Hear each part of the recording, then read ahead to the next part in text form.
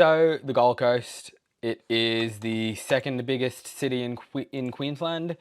It is the sixth biggest city in all of Australia. That's right, it's bigger than some capitals. It's bigger than Darwin and uh, Hobart, and I'm pretty sure it's bigger than Canberra as well. Um, and yeah, it's beautiful. A lot of Australians have been there because of all the theme parks. But oh my God, is it very car dependent? There are a lot of roads there, and I've been to the Gold Coast, and it is a very car dependent place. It is a place built for driving, and you can kind of just see that just looking at these pictures, you know. Uh, um, the Pacific Motorway is like, I swear to God, when I've driven on the Pacific Motorway, because I've driven on the Pacific Motorway quite a lot actually, because I've driven up north a decent bit, and oh my Lord, you will not see a motorway that wide in New South Wales, except for maybe the Warringah Freeway. It is such a wide motorway. But with all that said, it's not like the Gold Coast don't have public transport, all right? Like, I'm not going to be sitting here pretending like, oh, the Gold Coast, they haven't built any public transport, because they have. So obviously, you guys probably know about the Gold Coast Light Rail, right? They call it the G-Link. I don't remember if I went on it when I was there. I was there last year. I definitely filmed it. I think we went on it, maybe. But it's pretty good. So basically it goes, I'll show you on Google Maps, it goes from Helensvale Station, I believe, up here. And it goes all the way down and links the Gold Coast. And the reason for that, I'll get into that later. But yeah, so a bit confusingly, Google Maps says it's got the railway line in the same color as the light rail. I think that actually might not even be Google Maps fault. I think that might be Queensland Rail. But anyway, yeah, no, so that's that. And then they've also got their own railway line, okay? So don't get me wrong, Gold Coast has public transport, and they're trying their best to shift their mode share. So back in 2011, they had a mode share of 3.1%, which is like kind of pathetic, low-key. Having 3.1% of people go to work by public transport. Like, more people are walking to get to work. Almost as many people were cycling. But their goals are to get to 12% by 2031, which is like still very conservative, but it's, you know, it is a quadrupling, right? And you look at the 2016 census, it's pretty similar information. Only 4% of people took the public transport to work, compared with 11.5% in Australia average, which is like, honestly, that surprises me. But yeah, no, so the Gold Coast, they do want to shift their mode share, and I'm happy to see that. Of course, they could probably aim higher, but they do want to do that. And yeah, and they've got all this public transport infrastructure. Sorry, here we go. Yeah, I've got so many tabs open. Yeah, so they've got the Gold Coast Railway and they've got the G-Link. But something that you may not know about Queensland, and I'm kind of going to go off track for a bit here, is that when you look at railway patronage in Australia, Sydney always comes out, so this is a graph of railway patronage, in case you couldn't tell. So Sydney's, that's the dark blue. Sydney always comes out on top. Obviously, as a Sydney side, I'm happy about that. But also, like, we do have the best rail system in the country, and most people wouldn't argue about that. Yeah, it's not perfect, but it's not a matter of the fact that we're amazing. It's more a matter of the fact that the rest of Australia lags behind in terms of railways.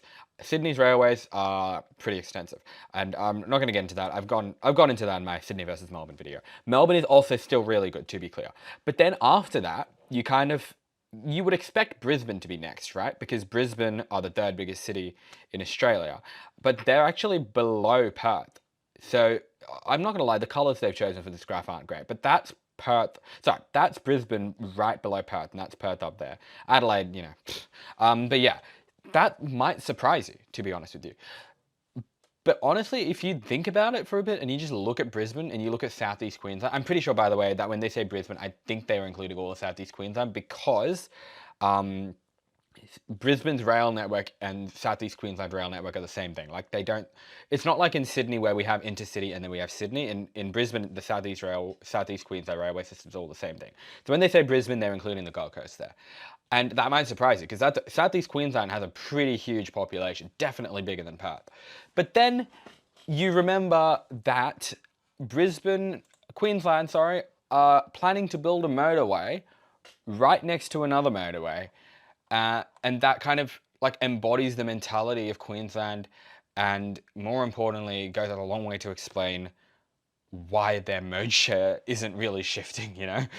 And that's kind of what I wanted to talk about today. So the Coomera Connector, that whole intro that I just did was all just to get to the Coomera Connector, and I wanted to kind of talk about that today.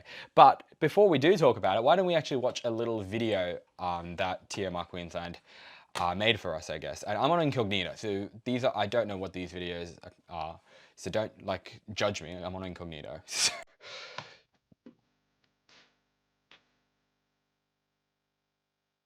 The M1 is a key part of Australia's national land transport network. Rapidly expanding residential and industrial communities and high levels of projected population growth between Brisbane and the Gold Coast are contributing to the increasing congestion on the M1. The Queensland Government is planning a new transport corridor that will take pressure off the M1, increasing safety for all road users. Starting in the south at Nerang Broadbeach Road at Nerang, the new Coomera Connector corridor will be located to the east of the M1 and will travel through the busy growth centre of Coomera and connect with the Logan and Pacific Motorway interchanges. The corridor will be wide enough for up to 6 lanes of traffic and will include provision for public transport, cyclists and pedestrians. While still in the early planning phase at present, the Coomera Connector is one of a number of options being considered to address congestion issues on the M1. The Coomera Connector is expected to play a complementary role to the M1, cutting travel time between Brisbane and the Gold Coast by reducing the number of trips taken on the M1, while also improving connections and providing more transport options for communities in the growing Northern Gold Coast corridor. To find out more about the Coomera Connector... Yeah, so you get the idea. Okay, so this is actually quite an old video, but they've still got it linked on their main website down here. So they really got to update that. But yeah, so basically this is a motorway that the Queensland government are building.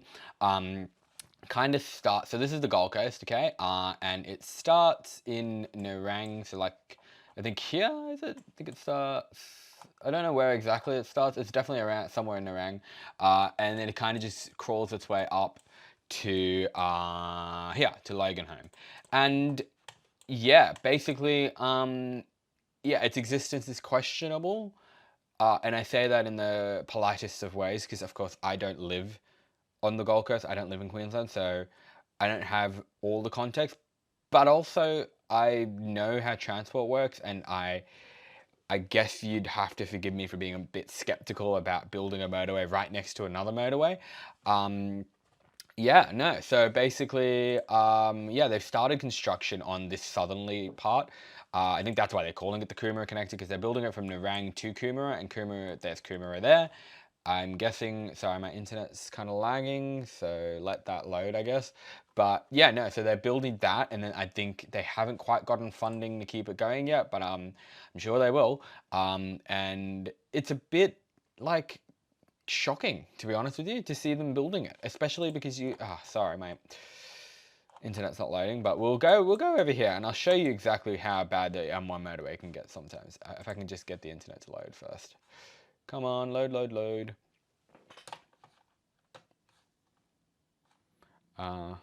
Yeah, I'm not getting any internet right now. Yeah, no, I'll just kind of keep yapping while we wait for the internet. But basically, yeah, no, so they've kind of are building this motorway, and I feel like it's very emblematic of how Queensland think, I guess, is kind of what I wanted to discuss today. Because Queensland are a very, very car dependent state, I reckon.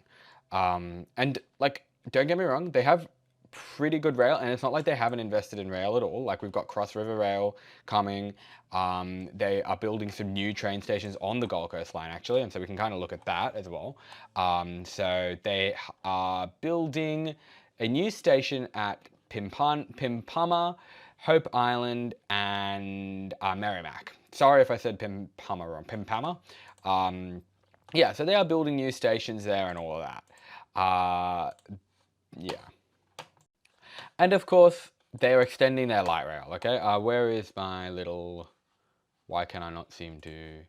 Yeah, so of course they were also planning to extend, oh, there we go, their light rail. So right now their light rail goes down to Broadbeach, and they want to extend it all the way to Burleigh Heads, somewhere around about here, I reckon. And there are even, like, they're kind of in very early works to extend it all the way to the airport. So there is going to quite possibly be a rail link. It won't be heavy rail necessarily, but there will be a light rail link to Gold Coast Airport, which, by the way, is a pretty unique airport because it actually goes over the border. So you can actually land in New South Wales and then, like, finish your landing in Queensland, which is kind of cool. But yeah, no. So basically, I'm not going to try and suggest that the Gold Coast are completely backward. They are building public transport, and I know I've said that a few times, but it is also a very car dependent area. And when I went to the Gold Coast last year, I really felt like almost like a taste of America, I guess, a little bit. A taste of, it's kind of like what I'd imagine Florida to be like. And I don't mean that in a mean way at all, because the Gold Coast is great. And I'm not trying to like throw shade at the Gold Coast at all. Like, it's a great place.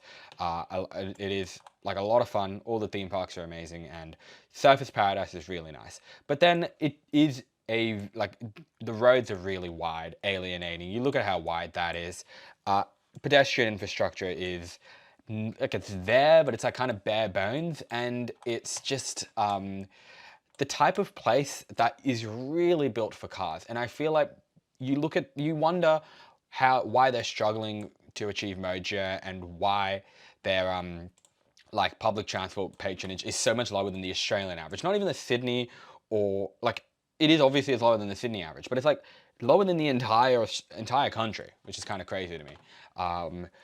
Of course, I know that average takes into account Sydney, Melbourne, Brisbane, so of course, like, it makes sense that it's high. But you look at this picture and then you're like, yeah, okay, I kind of actually understand now why their mode share is still, like, kind of struggling a little bit. And don't get me wrong, there are plenty of areas in Sydney, in outer Sydney, like Gosford and Wollongong, that look like this. But I think just like a lot of the Gold Coast looks like this, like a majority of it, more so, and especially because I think a lot of it is a much newer than like the older parts of like Sydney, Brisbane, Melbourne, and even Perth have a lot older parts, and Gold Coast is a much newer city, very much designed for the car. With that said, they are obviously trying to integrate their light rail, but then they've also got the M1, and as I was saying earlier, my lord, the M1 is actually can be quite a monstrosity sometimes. So let's just drop our pin anywhere, and okay, so here it's not too bad. Here it's 6 lanes, so that's not actually so bad. But I definitely remember there's parts where it's just like actually like cooked, like it actually becomes like, I don't even know how long it becomes. I swear wide it becomes. It becomes like actually insane. Maybe let's go here and have a look. Yeah, so here it's 1, 2, 3, 4, 5 lanes, and there's traffic as well. And yeah, so eight lanes, and they want to build another motorway next to that. So they've already widened it, and then they've widened it again, and then they kind of widen the Pacific Motorway every few years, I feel. And now they've kind of just like, I give up. I'm just going to build another motorway right next to it.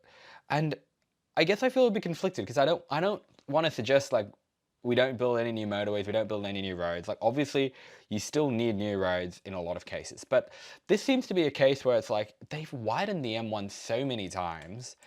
Do we really think another road is going to solve it? Like, this is actually the classic just another lane, bro, kind of situation. And I feel like we mainly see it in America. We don't see it so much in Australia. But then also we do, I guess, and like, I know I live in Sydney, where I feel like we don't, no, we do it in Sydney too. I'm not going to pretend we don't do it in Sydney, because we did the same thing where we built the M5 East, it's a tunnel, and then a few years later, oh, well, like 20 years later, we built the M8, and that's another motorway right next to it. So I retract my earlier statement where I said we don't do that in Sydney. We definitely do that in Sydney. I think the difference here is that at least the M5 East and M8 are underground. Not saying that absolves us in any way, shape, or form, because it's more expensive, but it does mean with the Coomera Connector, whatever, that you kind of can't hide it. You know what I mean? Like, that's going to be there. It's kind of like I don't want to go so far as to say a scar, but it is a clearing of the land that will never be reversed, or at least not easily. And yeah, honestly, I don't know what is happening with this northern section. I guess they kind of have to build it, because like, if you look at that, it kind of just ends in the middle of nowhere, and I feel like that's not going to be very good, is it? So they're probably going to have to build the whole thing. And yeah, no, there is a really good video about it that I will link in the description, but I just kind of wanted to discuss that. And I guess what I guess also discuss kind of like what the alternatives are, honestly. And like, to be honest with you, light rail extension is definitely up there. And just like doing something with the Gold Coast line, I don't have any exact ideas, I suppose. Um, like I'm actually trying to think, I guess, because I know I have a friend who went to the Gold Coast a lot last year, and I remember he told me the frequencies aren't great. So why don't we actually look at the frequencies right now? Because look, see, here's the thing: it's the Gold Coast has the motorway. They have the M1, and most people, and this is what I wanted to mention earlier, is that the Gold Coast is an interesting place because you've got the Gold Coast, you've got like kind of the city core around there, but then you've got a motorway that just bypasses it. And it's a really like kind of interesting urban planning case study, I guess, because you've got all of this part here, and then it's just kind of like, I'm going to turn off public transport. And the Gold Coast Highway is obviously like the main road through there. I think most of that used to be the Pacific Highway. Now it's the Gold Coast Highway. But then you got the M1 that kind of just bypasses it. And it's kind of like so this part, when I say that the Gold Coast is car dependent, I really mean the middle part. The part around Surfers Paradise and Broad Beach and Mermaid Beach, whatever, Miami, like, don't get me wrong, it's still car dependent, but it's definitely a breath of fresh air compared to the rest of it. In particular, Surfers Paradise, I've been there a few times, lovely place, highly recommend it if you haven't been. It's definitely, like, quite a bit more pedestrian, like substantially more pedestrian friendly compared to the rest of the Gold Coast. But like everyone who lives here, from what I can tell, every morning it's just a mad rush to get to the M1.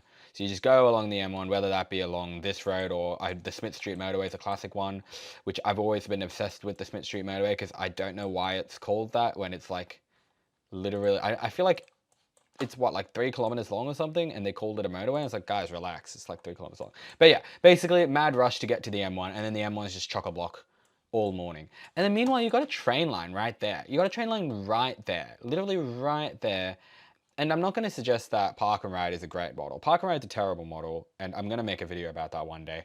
With that said, Park and Ride it serves a purpose in Australia, in that everyone lives in big houses, and I'm making this video from my own big house, so like I'm a hypocrite, I guess. But like, park and rides exist because we live in our big houses and we need a way to get to the city without like being able to walk to the train station. So I understand that why park and rides exist. But it's like, more people need to be parking at these stations, right? Like seriously. Rather than, and this is where the confusion comes from. Rather than like building a new motorway to Coomera, why not build more train stations? Why not like extend the Gold Coast line south? Like, why is that not a priority first? Why not like priority? Because don't get me wrong, the Gold Coast Light Rail Stage 3 to Burleigh Heads, that's like well under construction. I think it opens next year. But why not prioritize extending that to the airport? And I feel like what I'm saying right now, I almost feel like unoriginal and uninspired, because I am 100% sure like hundreds of people have said everything I'm saying right now before me. Like these are not original thoughts I'm saying. But yeah, why not extend that so that like these people in like Palm Beach, Eleanor, etc., instead of them having to drive up the M1 because they're contributing to traffic, because these people down here in these areas, they don't have a train line. I mean, the nearest one's all the way up here in Varsity Lakes. Are you really like? Are you telling me someone from Palm Beach is really going to drive to Varsity Lakes, park their car, and take a train to the city? Hey, maybe they will. But if you're going to drive there, you might as well just drive the whole way, right? That's what most people's logic is, So yeah, I guess, yeah, I kind of stuttered a little bit earlier and kind of got a bit lost, but I reckon that's what I would do. I'd extend this all the way to the Gold Coast Airport if I could. Honestly, why not extend it to Tweed Heads? I mean, Tweed Heads is effectively part of the Gold Coast, right? Yeah, so yeah, that's what I'd do, and I'd extend the light rail because the train, and this is what I kind of found funny in the video, and I didn't mention it. It's just like you literally, I don't know why they've clearly done this deliberately. They've tried to emphasize that the train line is right there. I think the reason they're doing that, correct me if I'm wrong, I think they're doing it to trick us into thinking the railway is being built with the motorway, which is not true. I think that's what they're doing that. And they're also trying to put as many buses on the motorway as possible, which is don't put buses on the motorway because the train line's right there. So it's actually a very funny little animation because like you wouldn't need buses on the motorway because the buses would be just dropping people off at the train station. Because let's be real, that motorway isn't being used by local buses. I think the implication there is that these are long distance buses to the city, and it's like, why would you have that when you have the train? And that's what really bothered me about watching this just then was they were talking about, oh, like, where was it? Let me see. Let's go to the transcript. Where's it? Here we go. Part of the transcript was, blah, blah, blah, blah, blah, blah, blah, blah. Ah, yeah. For the corridor will be wide enough for public transport, cyclists, and pedestrians. Like, okay, you're not building this for public transport. You're building this for cars.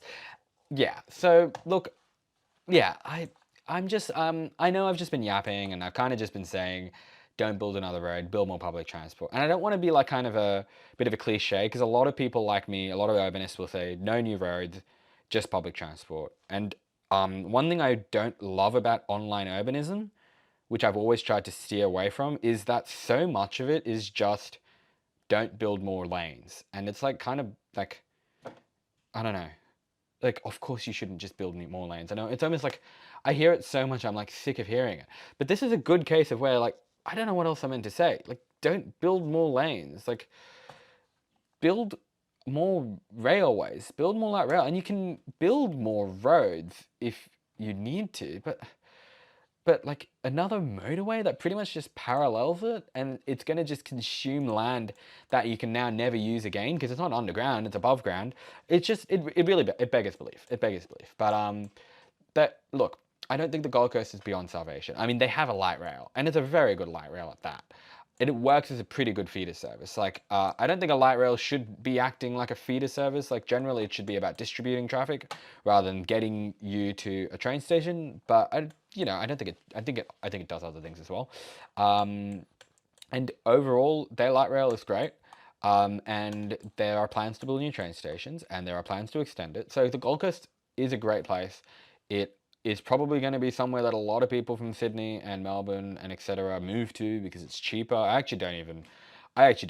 I think the Gold Coast will become very expensive if it isn't already, because it's like right by the beach. But it is somewhere that's definitely going to grow a lot over the future decades, and I understand why they're building that motorway. But I do think that a lot more focus. And I know it's a cliche to say it, but I think they need to be building more public transport.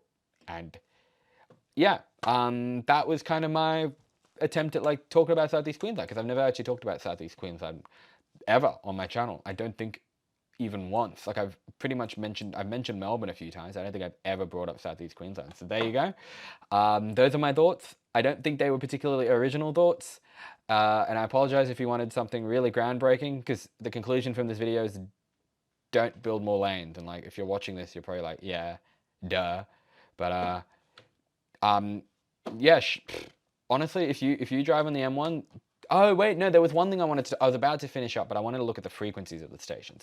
So let's have a look. Let's have a look at how frequent Nerang station gets. So Nerang gets a station. So the Gold Coast line links up with the airport line in Brisbane. They get a train at 6:04. Then the next one's at 6:19. Then 6:34.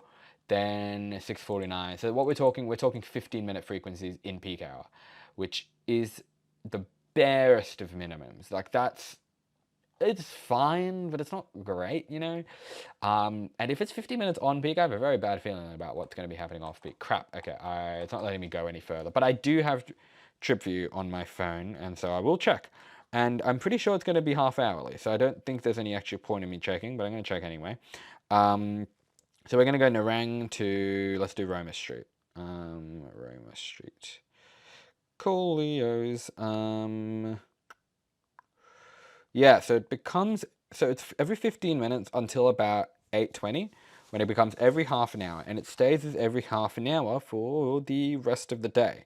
And the reason it stays as every half an hour for the rest of the day is because they know that no one is going from Nerang to Roma Street in the evening, or if they are, there's not many of them. And then on the weekend, it is every half an hour all day, and you actually have to change trains at Helensvale, or that might be a track work thing. Yeah, it's just a track work thing, so that's not normal. So that, I think, sorry, I should have mentioned that earlier. These videos are very unstructured. And that's the point. That's why I'm putting it on Build a Beautifully Extra. But my point being here is that why are Gold Coast struggling to shift their mode share, or why are they likely to continue to struggle to, is because they really need to improve that frequency. It really needs to be like every 10 minutes on peak, because if you want to like somehow shift all that traffic off the M1 and not end up in a situation where you need to widen the Coomera Connector in like 5 years after it opens, every 10 minutes on the Gold Coast line minimum. Because just think about it, you're opening new stations at Merrimack, Pimpana, and Hope Island in like, I don't know, like 1 or 2 years. Yeah, they're all opening. Well, Pimpana's supposedly opening this year. Is it already open by any chance? No, it's still under construction. Yeah, if you're going to do that, you really need every 10 minutes, because those are new. More people are going to be getting on there. I don't think it's going to be a case of those people who are going to Narang are going to go to like Hope Island instead or whatever. That's just a random example. I think it's going to be more of a case of more people are going to be going rather than redistribution. So they need to be increasing frequencies. And I think that's part of the plan with Cross River Rail. But I know that Cross River Rail has its own problems, but I'm not going to get into that. So definitely increase frequencies, but off-peak frequencies are very important. And I think this is something Brisbane in particular really struggles with. Melbourne to an extent. I think Perth is actually pretty good at this. And Sydney is very good at this as well. Like there's always an assumption in Queensland and Victoria at least, that people only use public transport if they're like, you know, going to work. But like that's not true. People use public transport all hours of the day for all sorts of things, and the public transport frequencies need to reflect that. So yeah, in summary, I know I've kind of already tried to finish this video twice already, but in summary, extend the light rail to the airport, extend the train line to the airport, like have a nice interchange in Coolangatta or whatever, and increase the frequencies. I think the light rail isn't too bad, like frequency-wise. Let's have a look. I think the light rail is a good example. Like, look at that. That's like after 1 a.m. and it's going like to the university every 15 minutes in the evening. Every 15 minutes after midnight. So, you know, that's like kind of what we need. That's what the Gold Coast desperately needs. And they have it with the light rail. And this is what always happens all over Australia. It's like, when it's a new project, they have good frequencies. But if it's an old project, if it's like a heritage railway, or the Gold Coast line is not old, but like, you get my point. Like, it's like almost like we kind of forget about the old stuff and focus on the new. So do those things. Extend both those lines south, improve the frequencies, build the Coomera Connector. It's too late now to not build it, but like, don't end up in a situation where you need to widen the Pacific Motorway and the Coomera Connector in like 5 years again, because all these people have moved there and now those motorways are at capacity. Create capacity on the railway instead. And I think that is a good place to end the video.